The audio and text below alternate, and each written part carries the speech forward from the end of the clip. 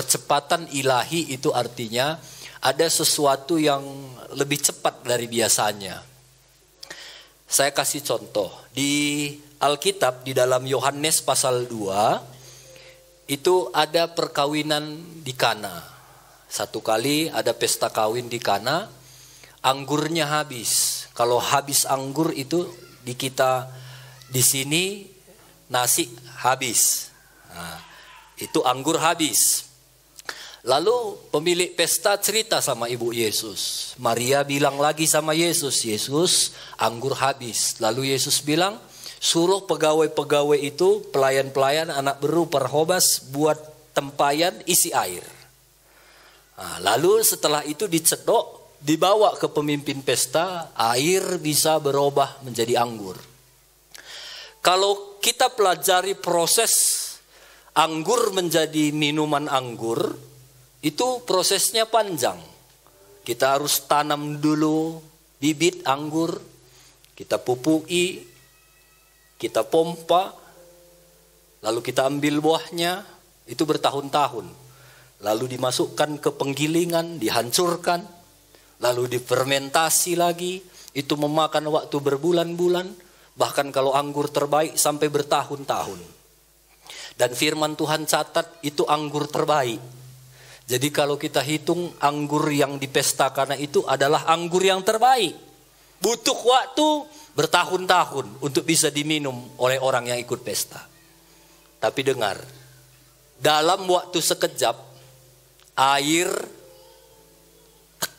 gak perlu bertahun-tahun, gak perlu nanam, gak perlu biji anggur, air saja yang Yesus perlukan, itu bisa berubah jadi air anggur yang manis, yang lebih manis dari yang sebelumnya. Itu Yesus bisa lakukan. Artinya nggak perlu ditanam, nggak perlu dipompa, nggak perlu cek harga di pajak roga. Yesus bisa lakukan, nggak perlu modal. Yesus lakukan percepatan. Kalau Yesus bisa lakukan itu pada anggur, Yesus bisa itu lakukan pada hidup kita. Nggak perlu disiram, nggak perlu dipompa. Tuhan bisa berkati lebih manis dari yang sebelumnya. Di Alkitab banyak orang-orang mengalami percepatan yang sakit. Ada orang yang lumpuh sejak lahir, ada yang buta sejak lahir, ada yang pendarahan belasan tahun. Dalam sekejap, sembuh.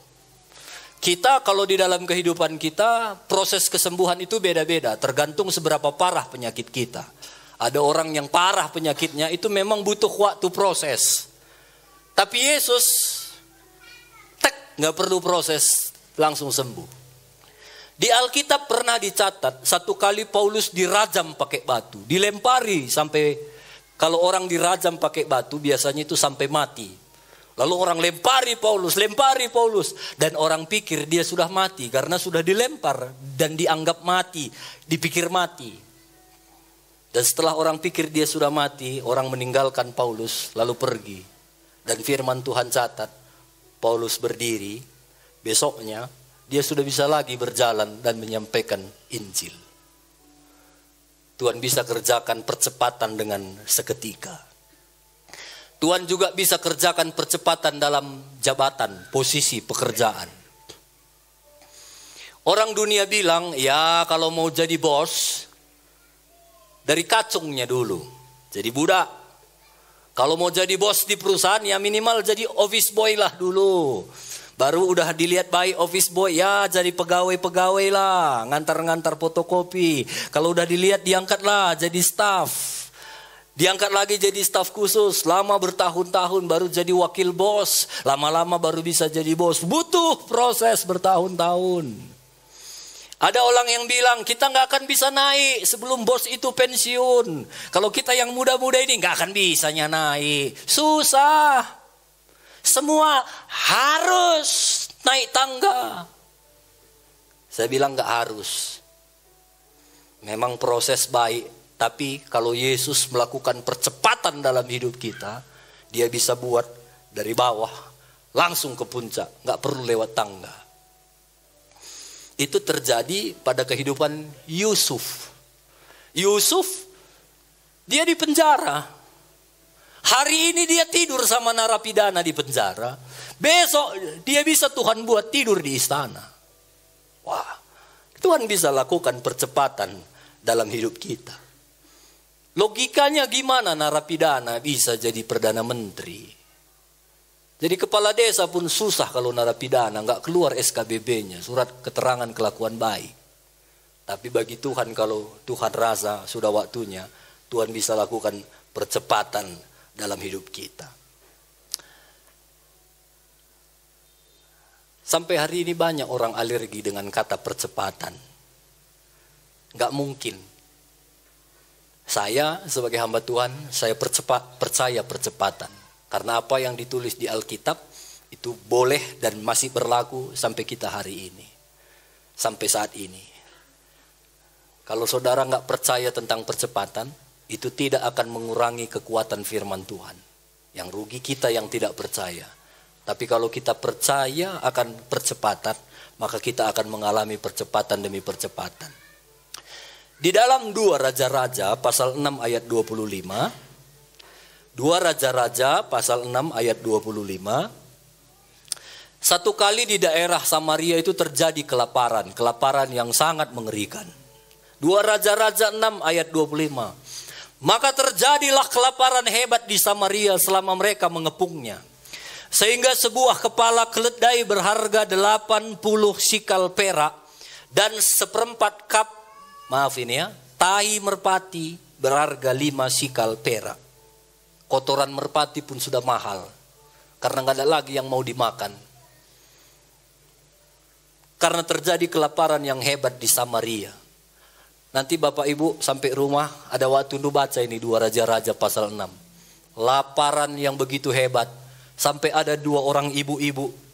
Dia cerita-cerita. Dia bilang begini, Eda, lapar kali Eda. Aku pun Eda. Gimana kalau kita potong anak itu, kita makan. Besok anakku ini lagi kita potong. Itu terjadi. Ini mungkin kanibal yang pertama di Alkitab. Ada ibu-ibu yang potong anaknya karena lapar. Mereka potong anaknya, mereka makan anaknya. Besoknya, Eda, semalam kan sudah anakku, sekarang anakku. Aku lang, Eda. Berkelahilah mereka, sampai ribut. Sampai di Elisa. Dan sampai juga di raja. Akhirnya raja pun gak tahan lagi. 2 Raja-Raja pasal 6 ayat 33. Selagi ia berbicara dengan mereka, datanglah raja mendapatkan Elisa. Berkata raja kepadanya, dia bilang sama pendeta Elisa, sesungguhnya malapetaka ini adalah daripada Tuhan. Mengapa lagi aku berharap daripada Tuhan?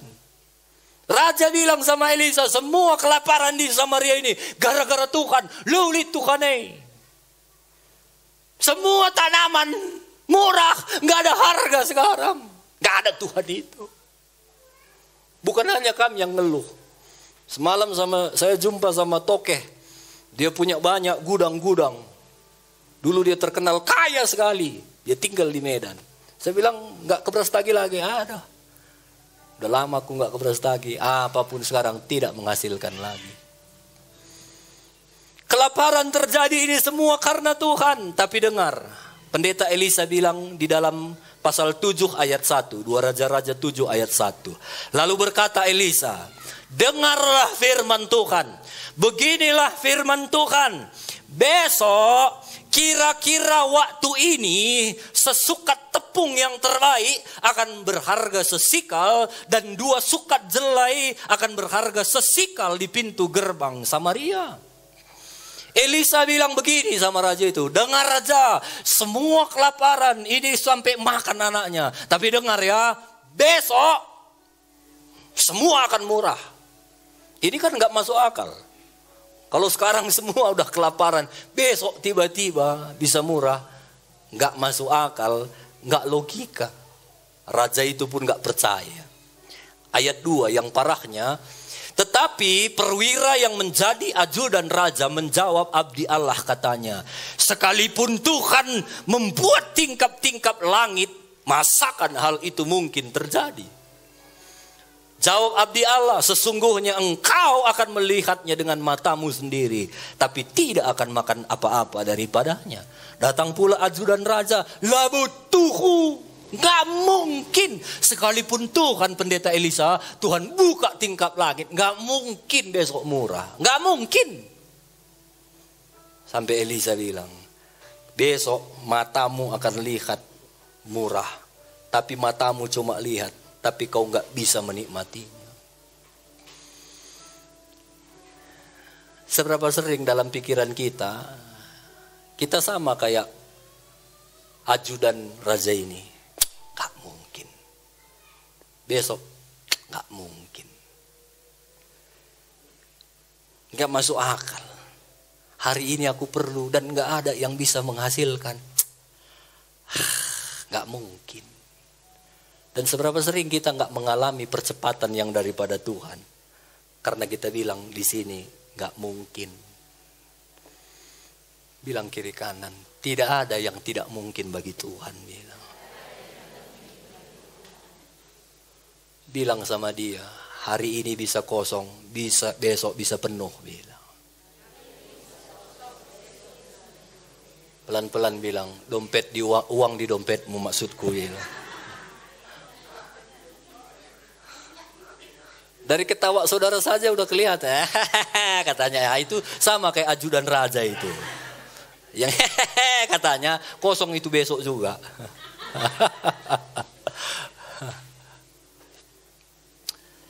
Ini kan ceritanya nanti kalau Bapak Ibu baca. Saya sedang menceritakan betapa Tuhan itu bisa melakukan apa yang gak bisa kita pikirkan. Jadi ini kalau ini Samaria itu, ini mereka semua kelaparan karena di sekelilingnya sudah dikepung sama orang Aram, tentara Aram. Mereka gak boleh keluar. Sengaja supaya mereka mati, tentara Aram bisa masukin daerah Samaria. Nah, di dalam kota itu ada 4 orang kusta. Jadi 4 orang kusta ini mungkin satu komsel. Mereka cerita-cerita gimana ya kita ini udah lama kali kita gak makan lapar. Matilah nanti kita ini ya, kata yang 4. Iya ya. Jadi apalah yang kita buat, aku pun gak tahu lagi ini. Menurutmu gimana Silih? Gak tahu lagi aku Silih. Ada satu Silih bilang begini, gini aja yuk Silih. Di sini pun matinya kita. Keluar saja kita datangi kemah tentara Aram. Mati kita nanti Silih. Dibunuh mereka. Gimana pun matinya kita Silih. Keluarlah kita, dibunuh ya. Enggak pala-palana kita mati memang mati. Tapi kalau keluar kita nanti Silih. Mana tahu kasihan mereka, dikasihnya kita makan, bisa lagi kita hidup Silih. Iya ya, gimana pun matinya kita. Keluar dari kita, keluar yuk. Deal ya. Keluar mereka. 4 orang kusta keluar. Mereka datangin kemah orang Aram dengan harapan ya kalau mati, kalau mekuah hati kalah, puji Tuhan. Waktu mereka masuk di kemah itu, mereka sungguh terkejut waktu dia buka kemah, penuh makanan di dalam, banyak barang-barang dan gak ada satu pun orang Aram. Karena mereka udah lapar, mereka makan. Udah lama lapar. Tambah Silih, tambah yo. Kamu sini ya, aku ke tenda sana lagi Silih. Makan sampai kenyang, sampai besar butong. Tapi mereka memang sakit kusta. Tapi mentalnya itu gak kustaan. Mereka bilang, kita gak pas ini. Masa bangsa kita kelaparan kita, enak di sini. Ayolah kita bilang sama raja. Supaya semua orang-orang kampung kita keluar, ambil makanan ini. Lalu mereka sampaikan sama raja. Lalu raja bilang, gak mungkin itu. Gak mungkin, ini pasti strategi perang mereka. Mereka sengaja sembunyi. Waktu kita keluar ambil makanan, mereka bunuhin kita, lalu mereka masuk ke kerajaan kita. Itu kata raja. Gini aja, kita buktikan. Lalu disuruhlah ada beberapa utusan keluar. Naik kuda mereka lihat keadaan. Betul gak? Gak ada lagi orang Aram. Betul, waktu mereka keluar begitu, mereka lihat di jalan itu banyak barang-barang yang jatuh. Ini kelihatannya mereka lari, mereka bawa barang-barang, mereka tinggalkan gitu. Lalu dilaporkanlah sama raja. Betul raja, gak ada lagi tentara Aram. Semua banyak barang jatuhan di jalan. Kemungkinan mereka sudah lari. Tahukah Bapak Ibu apa yang terjadi? Sebelum 4 orang kusta ini masuk ke kemah itu, Tuhan itu buat satu suara khusus di telinga orang Aram saja. Jadi semua orang Aram itu dengar suara kayak ada pasukan tentara gitu yang banyak, ribuan naik kuda, berkuda, guruk gitu. Bunuh. Mereka semua orang Aram khusus dengar, bunuh mereka, bunuh. Jadi mereka nggak lihat ke belakang, mereka dengar suara itu, mereka ambil semua barangnya, mereka lari tinggalkan kemah itu. Nah, itu ceritanya. Tuhan bisa buat suara kereta berkuda, tentara, pasukan yang begitu luar biasa. Khusus hanya di telinga orang Aram. Itu luar biasanya Tuhan kita. Sampai waktu mereka sambil cerita, kiamkan. Mereka bilang, itu Raja Israel pasti sudah kerjasama sama beberapa kerajaan. Mereka bersatu, makanya pasukan mereka banyak. Ayo lari kita. Mereka nampak pun gak saking takutnya karena suara begitu kuat. Mereka lari. Tuhan bisa kerjakan itu. Sampai mereka semua lari dan akhirnya kosong. 2 Raja-Raja 7 ayat 16. Setelah raja umumkan bisa keluar sama rakyatnya, maka keluarlah penduduk kota itu menjarah tempat perkemahan orang Aram. Karena itu sesukat tepung yang terbaik berharga sesikal, dan 2 sukat jelai berharga sesikal. Firman Tuhan. Adapun ayat 17. Adapun raja telah menempatkan perwira yang menjadi ajudan itu mengawasi pintu gerbang. Tapi rakyat menginjak-injak dia di pintu gerbang. Lalu dia mati sesuai dengan perkataan abdi Allah yang mengatakan pada waktu raja datang menempatkan dia. Lihat ya. Kasihan kali ajudan raja ini yang gak mungkin. Sekalipun Tuhan buka langit sekarang, gak mungkin katanya. Dan betul gak mungkin. Waktu murah, dia lihat dengan matanya, kepalanya sendiri. Orang Samaria itu keluar berbondong-bondong lari ngambil beras. Tapi dia cuma lihat. Dia tersenggol orang yang kelaparan, dia jatuh. Dan dia terpinjak-pinjak sampai mati. Itu sebabnya jangan lagi keraskan hati kita. Tuhan kita maha kuasa. Kalau di sini seringkali bilang gak mungkin, gak masuk akal, gak mungkin, gak masuk akal. Buang itu. Itu tidak akan membuat kita mengalami percepatan daripada Tuhan. Apapun Tuhan bisa kerjakan dalam hidup kita. Tuhan bisa buat suara di telinga orang supaya dia lari. Tuhan juga bisa buat suara di hati orang supaya orang itu memberkati saudara. Bisa. Tuhan bisa membuat apa saja dalam hidup kita. Asal kita percaya kepada Tuhan. Saya percaya firman Tuhan ini. Kalau kamu sering ikuti kehidupanku, banyak hal-hal yang menurut aku itu percepatan. Yang aku sendiri merasa aku belum layak, tapi Tuhan berikan. Itu percepatan. Nanti siang jam 2 akan ada ibadah anak-anak muda. Ini dibuat oleh anak-anak muda gereja, seluruh gereja. Seluruh gereja. Seluruh aras, PGPI, PGLI, Katolik, semualah gereja GBKP, seluruh gereja-gereja di Tanah Karo ini anak-anak mudanya mereka bersatu, mereka jumpai bupati dan bupati setuju. Untuk Tanah Karo, untuk anak muda apapun yang kalian kerjakan kami dukung. Makanya hari ini nanti bupati akan datang di jadwal yang saya lihat, wakil bupati akan memberikan kesaksian. Nah, jadi mereka buat ibadah ini. Saya ditelepon sama mereka, Pak, nanti Bapak yang menjadi pengkhotbah ya. Tapi cuma 20 menit, Pak. Siap. Waktu saya lihat flyernya, saya itu merasa, aduh Tuhan, terima kasih. Siapa aku ini? Kalau kita bicara Tanah Karo, banyak kali orang yang lebih hebat dari aku, lebih terkenal, lebih luar biasa dari aku. Tapi Tuhan pilih. Ini kan bagi saya itu percepatan. Yang ya kalau proses tadi belumlah. Saya ini masih pendeta muda lah, masih junior lah, masih banyak senior-senior.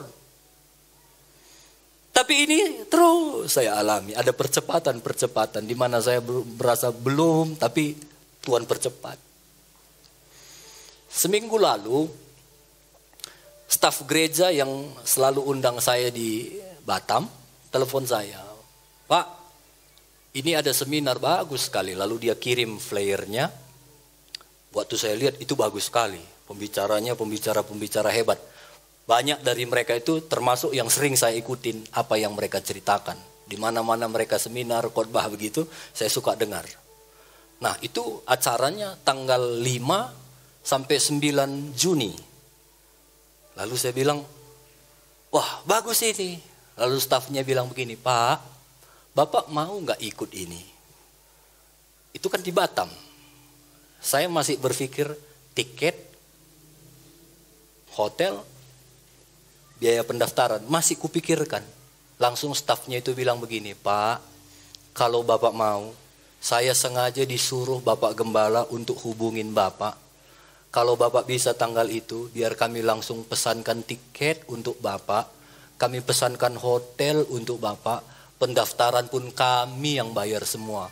Bapak tinggal berangkat. Lalu saya bilang, kalau saya berangkat apa yang harus saya siapkan? Lalu bilang, nggak ada yang perlu Bapak siapkan. Semua sudah kami siapkan. Bapak tinggal datang. Waduh. Bukankah itu percepatan yang Tuhan bisa kerjakan? Mereka bukan orang GPDI loh. Dan saya ini bukan siapa-siapa kalau dibanding mereka.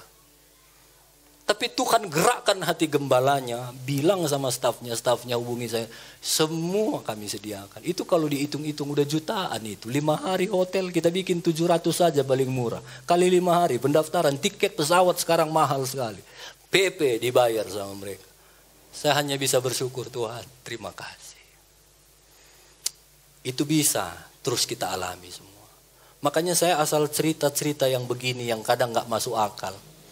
Banyak orang, gak mungkin begitu. Saya itu udah ngalami dan saya rindu semua kita mengalami. Bisa kok. Tapi di sini kita harus menang dulu. Kalau di sini banyak sekali gak mungkin. Sulit bagi kita mengalami percepatan. Bagi Tuhan tidak ada yang tidak mungkin. Bilang kiri kanan, bagi Tuhan tidak ada yang tidak mungkin. Saya selalu percaya kalau Tuhan bisa buat dulu air jadi anggur, Tuhan bisa buat juga sekarang dalam hidup kita. Tuhan juga bisa buat sampai selama-lamanya dalam hidup kita. Tapi dengar ya, untuk kita mengalami percepatan harus diawali oleh perlambatan. Lebih lambat dari orang lain. Itu artinya perlambatan. Yusuf, waktu dia dapat mimpi, kamu akan menjadi pemimpin, semua bulir-bulir gandum itu tunduk sama dia.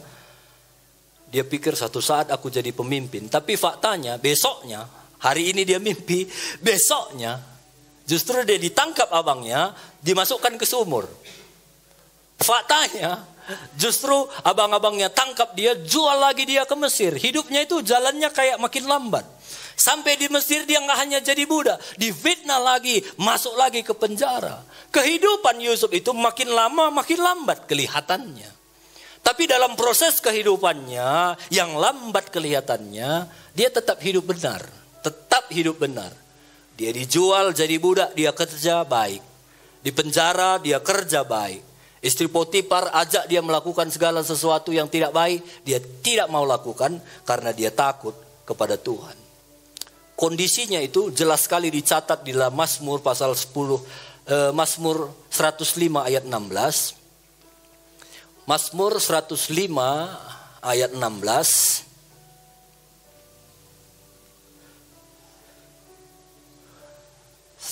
Ayat 16 sampai 21. Ketika ia mendatangkan kelaparan atas negeri itu dan menghancurkan seluruh persediaan makanan, diutusnyalah seorang mendahului mereka, Yusuf, yang dijual menjadi budak. Mereka menghimpit kakinya. Lihat, ini kondisi Yusuf di penjara. Mereka itu menghimpit kakinya dengan belenggu, diikat kakinya, dibelenggu, lehernya masuk ke dalam besi. Penjaranya nggak kayak penjara sekarang, bebas, kaki dipasung, leher juga dipasung. 19, tapi dengar ini, sampai saat firman-Nya sudah genap, janji Tuhan membenarkannya, raja menyuruh melepaskannya, penguasa bangsa-bangsa membebaskannya, dijadikan dia tuan atas istana dan kuasa atas segala harta kepunyaannya. Sampai waktunya Tuhan lihat Yusuf dan Tuhan membenarkan Yusuf, akhirnya dia bisa menjadi orang yang luar biasa.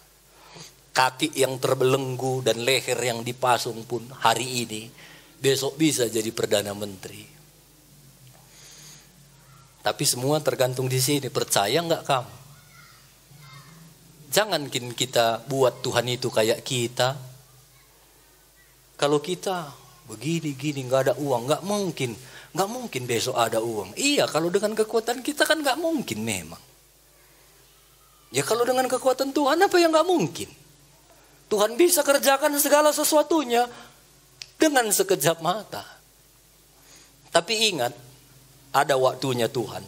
Tuhan lihat kita dan Tuhan akan membenarkan kita. Makanya dalam proses kehidupan itu, dalam proses menjalani kehidupan kita, mau bagaimanapun, belajarlah hidup jadi orang benar. Ya, belajar hidup jadi orang benar. Ada nggak ada yang lihat? Jadi orang benar kamu. Ada Tuhan yang melihat. Yang mengangkat hidup kita bukan pendeta. Jangan di depan pendeta kita baik, tapi di belakang pendeta kita nggak baik. Di komsel kita kelihatan baik, di luar komsel kita nggak kelihatan baik. Yang melihat itu Tuhan, bukan gembala sel, bukan pendeta, bukan jemaat, Tuhan. Jadi kalau dimanapun kita hidup benar, di ladang kita sendiri hidup benar, di jalan kita hidup benar, ada Tuhan yang selalu pandang kehidupan kita. Dan ada waktunya Tuhan bilang, sekarang waktunya. Dan percepatan itu akan terjadi dalam hidup kita.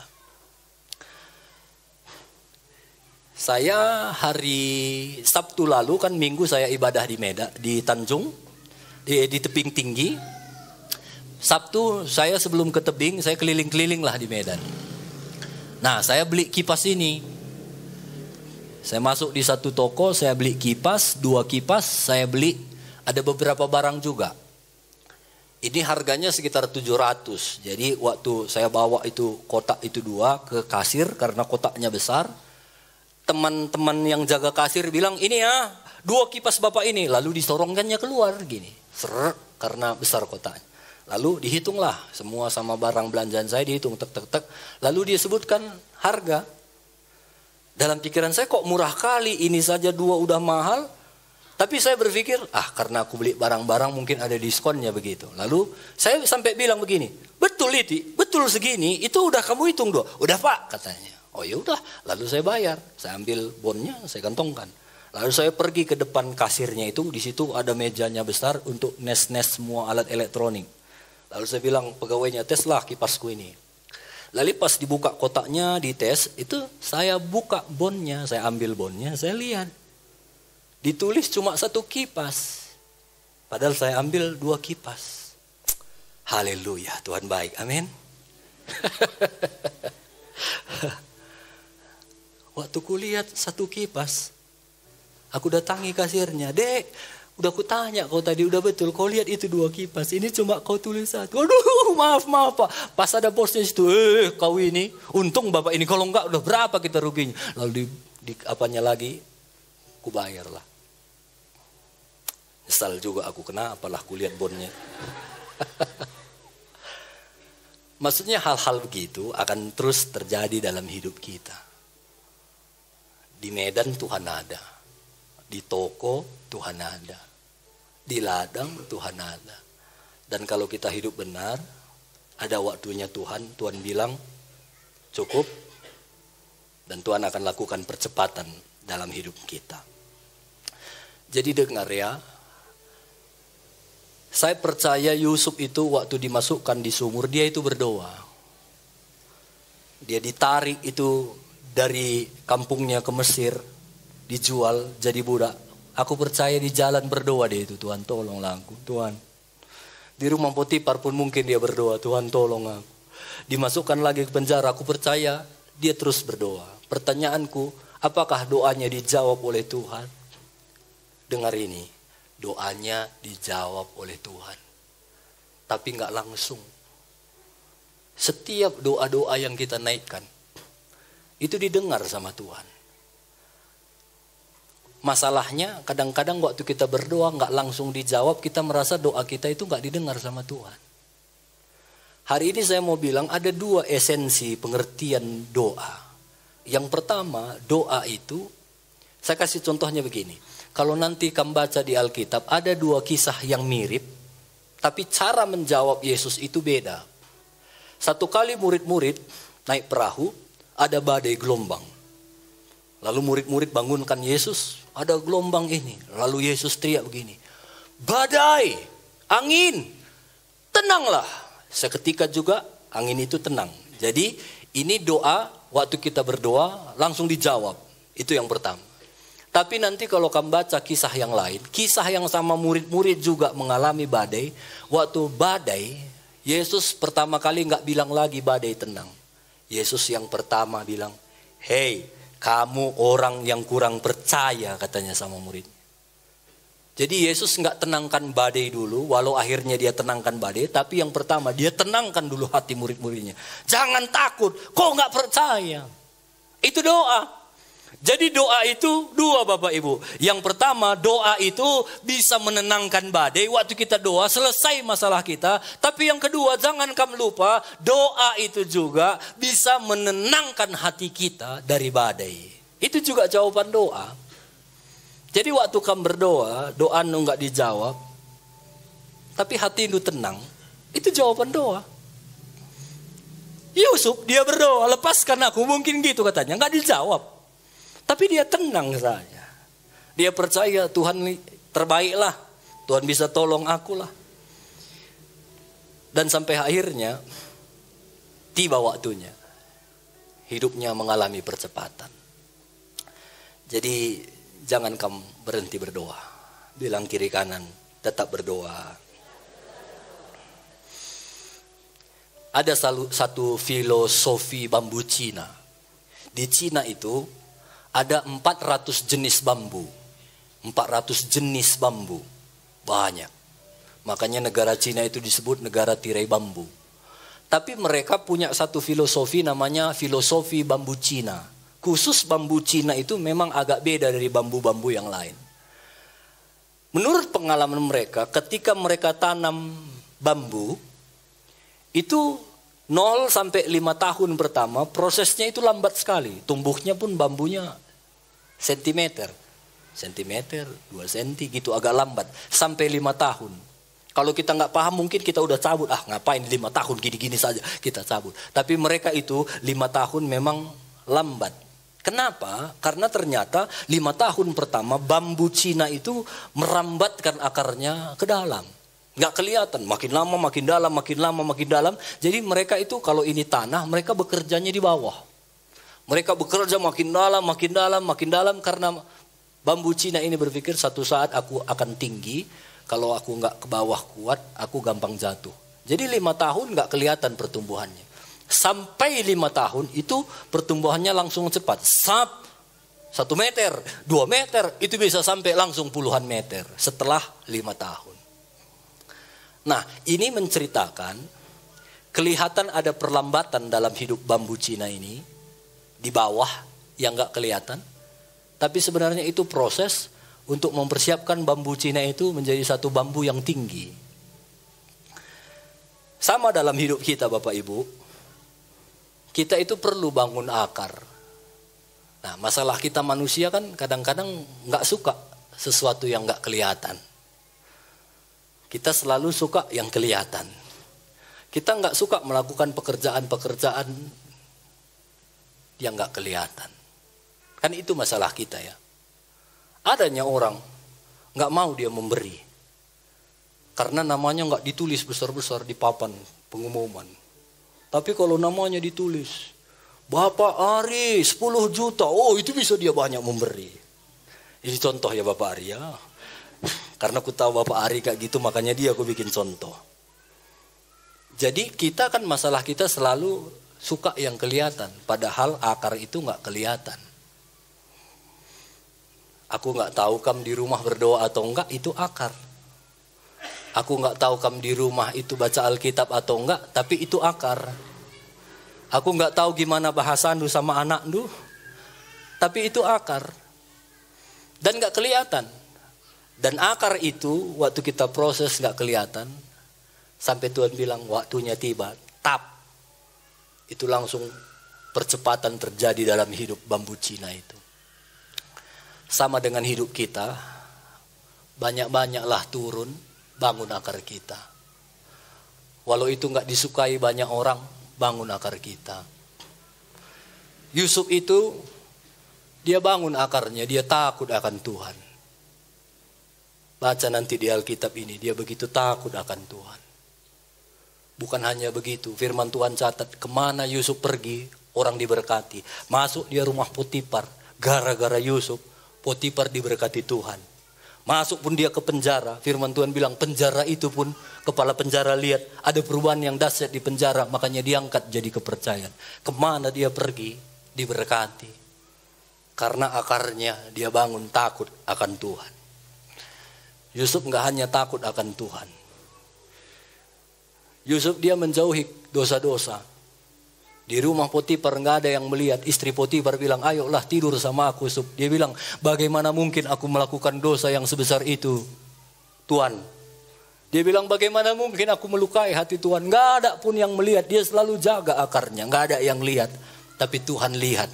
Tuhan yang mengangkat hidupku. Tuhan yang promosikan hidupku. Makanya dia tidak mau melakukan dosa. Walau dalam kehidupannya dia kelihatannya banyak turun, masuk sumur, dijual jadi budak. Ini kan turun semua ini. Udah kerja jadi budak di rumah Potifar, dipitnah pula, masuk penjara, makin turun. Tapi tiba waktu Tuhan, dari tempat terbawah pun Tuhan bisa angkat menjadi Perdana Menteri di Mesir. Bilang kiri kanan banyak-banyaklah turun bilang.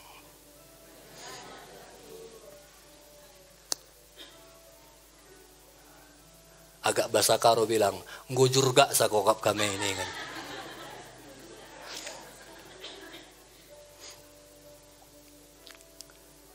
Saya dalam pengalaman pelayanan seperti yang saya selalu bilang, gak selamanya naik. Saya banyak diajar Tuhan turun. Diajar Tuhan turun. Saya berapa hari lalu melayani di satu sekolah, Paskah. Selesai pelayanan, biasalah, foto dulu pendeta, foto kata gurunya. Ayo mari pendeta, lalu saya diajak ke pentasnya. Saya berdiri di situ, gurunya belum pada ngumpul karena sibuk semua bagi snack di belakang, bagi snack. Saya nunggu di situ. Lalu gurunya panggil, iya nakoi, foto ras pendeta nakoi, iya nakoi. Saya tunggu di situ. Lalu setelah semuanya kebagian kue, adalah gurunya yang pegang kue itu, masih ada banyak yang sisa. Dia bawalah ke depan karena mau foto. Lalu dia letakkan di meja itu, ya foto-foto katanya, foto kami. Setelah foto, saya turun ke bawah, kan saya mau pulang. Udah siap Paskah, saya mau pulang, mereka juga udah bubar. Lalu saya bilang, pamit ya. Datang bapak itu tadi diambilnya kotak makanan yang berisi makanan banyak. Lalu satu gurunya bilang, pendeta indai lo ngadat senek, mereka nena sada katanya. Oh lah bias, atas pimelala nga guru lang man katanya. Aku kemana-mana pelayanan, nggak pernah digituin. Yang ada justru man pendeta nakai, man pendeta lebih. Aku kadang-kadang komsel di rumah pun udah ada jemaat itu yang siapkan, ya memang yang terbaik. Ini nanti untuk om. Kadang kita belum mulai kebaktian pun sudah dikasih. Ini ya om nanti ya bawa ke rumah. Selalu gitu. Pelayanan kemana-mana. Datang aku motor di belakang ya om. Dan belum pernah aku gitu. Banyak di situ. Satu pela terbaik aku. Satu. Aku pengkhotbahnya dari tadi di situ. Masuk akal kan merasa? Enggak masuk akal. Tapi faktanya itu terjadi. Nggak sakit hati aku, justru dalam hatiku ketawa, aku lucu. Nggak apa-apa bu, nggak apa-apa bawa ke kawan tuh. Pulang aku pulang dan nggak ada sedikit pun sakit di sini. Waktu ku pikirkan ini, iya ya. Entah sengajanya Tuhan pakai bapak itu tadi untuk membuat begitu supaya aku ini nggak lagi masalah soal senek. Kalau nanti misalnya aku mengalami percepatan sudah tinggi. Sudah di atas, nggak dapat senek, benceng, nggak dapat senek, benceng kan susah ya kan? Diundang orang aku khotbah, nggak dapat roti kotak, mana kelini nggak dapat roti kotak, kan lucu. Makanya Tuhan latih dari sekarang. Makanya aku bilang nggak masuk akal itu terjadi, tapi faktanya itu terjadi. Mau apa kita? Mungkin kadang-kadang dalam kehidupan kita nggak masuk akal ada orang jahat sama kita. Udah baik kali kita sama dia, nggak masuk akal. Tapi faktanya dia jahat sama kita, mau apa? Mau terus kita berjut? Mau terus kita gitu? Jaga hati kita. Bilang kiri kanan, jangan lagi terusik karena jagal dan arsi. Bilang.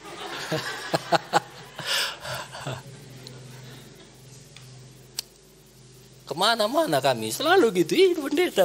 Kemarin masuk rumah Bapak Ari langsungnya. Ini bagian gereja langsung diplastikan ini. Karena itu memang selalu terjadi. Tapi ada kalanya. Sada pela breina. Ya, telur kenganai. Telur roti-roti 2000.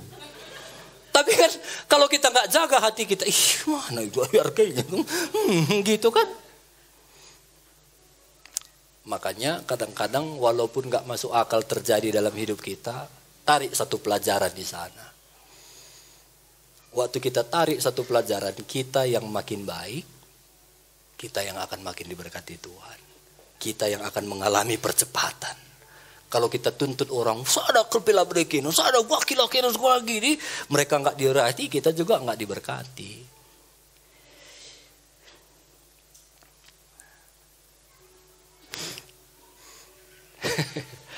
Historical counting. Ya itu. Ada kala-kalanya memang ya nggak masuk akal kita. Tapi itu terjadi supaya kita belajar sesuatu. Jadi jangan berhenti. Yang pertama, tetaplah berdoa. Doa itu nggak pernah sia-sia. Walau sampai hari ini kamu melihat doa itu sepertinya belum dijawab Tuhan. Kamu berdoa mungkin untuk kesembuhan, sepertinya sampai hari ini belum terima kesembuhan. Tetaplah berdoa. Mungkin kamu berdoa untuk pasangan Tuhan, jamah suamiku, jamah istriku. Sampai hari ini kita belum melihat perubahan, tetap berdoa. Itu semua ditampung Tuhan. Mungkin kamu ada di sini berdoa untuk keluarga-keluarga Tuhan, selamatkan dia Tuhan, selamatkan keluarga gitu. Semua kami udah selamat, tinggal dia. Dan kita lihat dia nggak ada perubahan, malah dia makin benci sama Yesus, dia makin benci sama orang Kristen. Nggak apa-apa, terus doakan dia. Doa itu nggak akan pernah sia-sia. Itu diperhitungkan Tuhan, dan itu ada kuasanya. Walau kamu berdoa sepertinya nggak mengalami apa-apa, dengar, itu didengar sama Tuhan, ditangkap sama Tuhan. Makanya teruslah berdoa. Amin. Bilang kiri kanan, teruslah berdoa. Teruslah hidup benar. Nanti sampai satu titik Tuhan lihat sudah cukup. Kita akan mengalami percepatan demi percepatan daripada Tuhan. Tuhan berkati kita semua, mari kita